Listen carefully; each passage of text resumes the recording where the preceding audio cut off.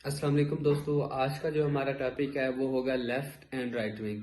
इस वीडियो में मैं आपको इसकी हिस्ट्री सही है, इसके करेक्टरिस्टिक, रिलीजन इसके बारे में क्या कहता है, और इसके अलावा कौन कौन से पॉलिटिकल आइडियोलॉजीज इसकी फेवर में जाती हैं, और यूके में क्या कंडीशन है, इंडिया में क्या कंडीशन है, और पाकिस्तान का सिनेरियो क्या है, और हमें इस्लाम में इसके बारे में क्या हुक्म है। आए चलते हैं हम अपनी वीडियो की तरफ। अच्छा जी, सबसे पहले हम बात करते हैं कि इसकी हिस्ट्री की ये शुरू कहाँ से हुई। तो आप सबको पता है कि 1789 में जब फ्रेंच रेवोल्यूशन आया, तो उस वक्त वो जो किंग था उसकी पावर के मुतालिक फैसला होना था।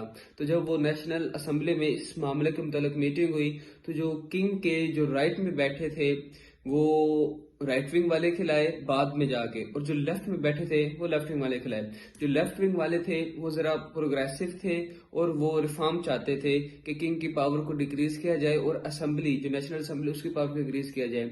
जो राइट विंग वाले थे वो ये कहते थे कि नई किंग को ही एज अ कि एक कॉन्स्टिट्यूशन मोनार्की के तौर पर रखा जाए और किंग के ही आर्डर को माना जाए। तो बाद में तारीख में आके किंग के राइट साइड पे बैठे रहे उनको कहा जाता रहा राइट विंग, और जो लेफ्ट साइड पे बैठे थे उन्हें कहा जाता रहा लेफ्ट विंग।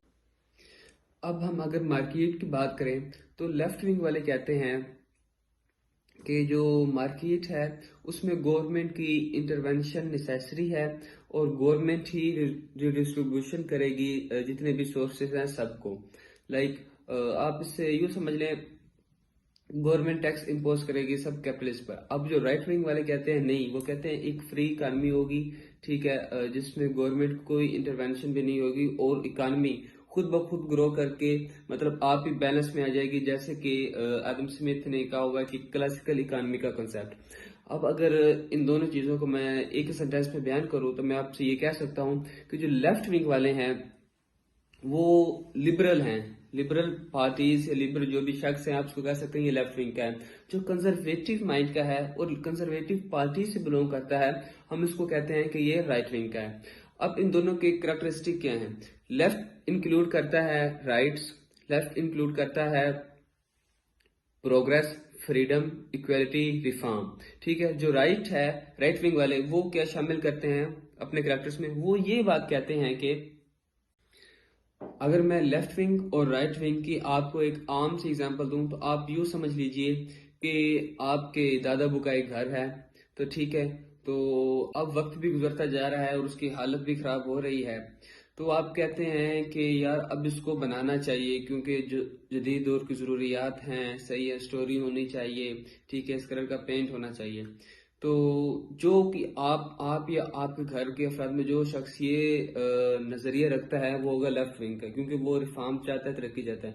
जो उसके बरक्स ये बात कहना चाहता है कि नहीं, कि ये हमारे खानदान की निशानी है, यहाँ पे हमारे आबा अजदाद ने वक्त गुजारा है, इसके साथ हमारी यादें जुड़ी हैं।